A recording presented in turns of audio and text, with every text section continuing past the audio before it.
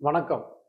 இந்தியாவுடைய மிகச்சிறந்த விஞ்ஞானி, உலகமே போற்றி புகழுகின்ற விஞ்ஞானி, அன்பிற்குரிய ஐயா ஜிடி நாயுடு அவருடைய நினைவாக அவருடைய புகழை போற்றி வணங்குகின்ற வகையில தமிழ்நாட்டுடைய முதலமைச்சர் அன்பு தலைவர் தளபதி அவர்கள் கடந்த அக்டோபர் 9ஆம் தேதி அன்று 10.1 மிக நீளமான மேம்பாலம், தமிழ்நாட்டிலேயே மிக நீளமான மேம்பாலம், கோவை உப்புளிவளையம் தண்டுமாரியம்மன் கோவில் அருகில தொடங்கி பீளமேடு கோல்டுவின்ஸ் அருகில இணைக்கக்கூடிய அந்த அவினாசி சாலை இணைக்கக்கூடிய மிக பிரம்மாண்டமான மேம்பாலத்தை திறந்து வைத்தார்கள். அது பாத்தீங்கன்னா அதிமுக ஆட்சியில பாத்தீங்கன்னா வெறும் 80 கோடி ரூபாய் மட்டும்தான் நிதி ஒதுக்கி இருந்தாங்க.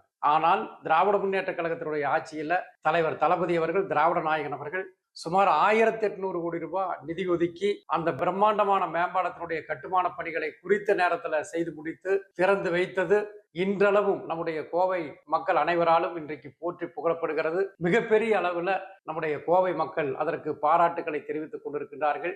திராவிட முன்னேற்ற கழகத்தினுடைய ஆட்சியில இது மிகப்பெரிய வரலாற்று சாதனை என்பதை நினைவு கூறுகின்றேன்.